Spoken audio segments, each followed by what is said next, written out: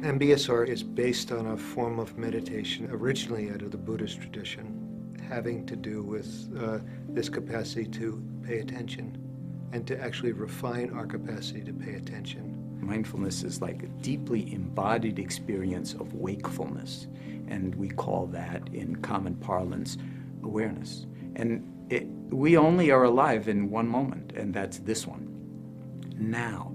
Using this capacity that I believe, everyone has for being mindful, being attentive in the present moment in this way. To base a training program for people who are suffering on that capacity to be mindful, I think that's what MBSR is. It's a deep engagement with the vitality of the moment and the appreciation of life. And all of this is done both alone and as a group, so that it has the sense of the community learning to it. In the MBSR classes, we get a whole bunch of people together, and people begin to talk about like what's really going on. And there's a great relief because people realize I'm not alone with my anxiety or my depression or feeling overwhelmed or the whole plethora of our human condition. And so I think there's a breath of fresh air of people really wanting to have a meaningful encounter with another human being. And I think there's a hunger to connect, to be real, to be loved, to be seen, to be understood, to be respected for where you are, to be honored.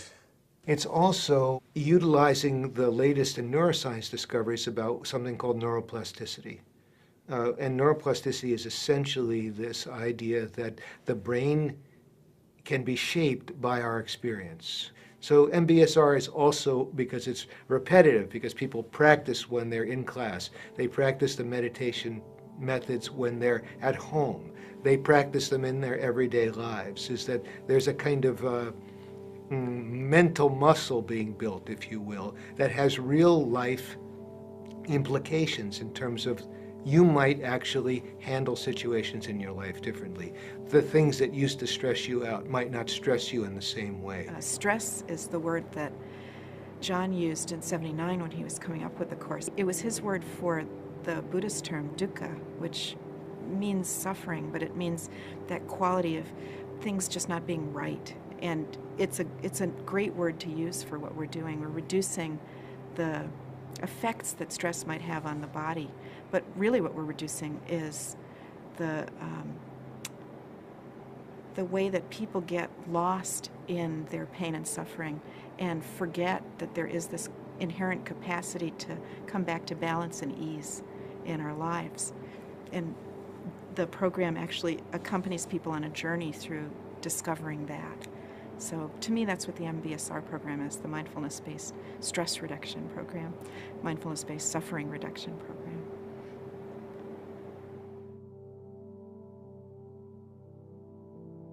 I started talking to physicians at UMass, asking them questions like, well, of all your patients, what percentage of them would you say you help? And again, remember, this is now 1979. And I was completely astonished by their responses. They said, well, maybe 20%, 15%. And I said, well, what happens to the others? They said, well, some get better on their own, and the rest. But what if you sent your patients to a place where, we could take that time and help them to tap into deep inner resources that they have simply by virtue of being human. So I wrote out a 4 or 5 page proposal, and I directed it to the ambulatory care department in the hospital. And I said, I'll do this 2 days a week for virtually no money. I mean, just like pittance. And they said yes to it. We'll try it. And of course, we had to decide, well, what would we call this? Well, in 1979, you weren't going to call it the Mind-Body Clinic. You weren't going to call it alternative medicine. Why don't we just call it stress reduction? Anybody can relate to that. Everybody can relate to that. Let's make the mouth of the funnel as big as possible and bring people into the system. Because most of the people who will be referred to the stress reduction clinic, they are falling through the cracks of the healthcare system. I came as an intern. I was the first intern in the stress reduction clinic in 1981. I started in 1984 when there was just John and Saki. It was very informal. John used to test the air quality in the hospital just to see if you could breathe, because we were in the basement over the animal lab. The first 10 or 12 years, we were a pretty well-kept secret. We had no windows. I'd come in the morning and I wouldn't know if it was sunny out or snowing out. The rooms were small, dark. We were in the faculty conference room. We'd go through the library. We had to look very professional because no one knew who we were, and it was wonderful. I'm lying on the floor of the faculty conference room in like the first cycle, I think, or the second cycle, and I'm halfway through the body scan, and then the door opens, and there are 30 people on the floor, and this troop of people in white coats walk in, and the guy in front, he comes up to me, and he looks down at me, and he looks around, and he says, "What's going on here?" This is in 1980. And I say, "Well, this is the first, this is the new stress reduction program in the hospital." He's this guy barefoot and karate gi, and all these people like lying on these colorful mats, and he's got a retinue of people, and he says, "Well, we have this room reserved for this time."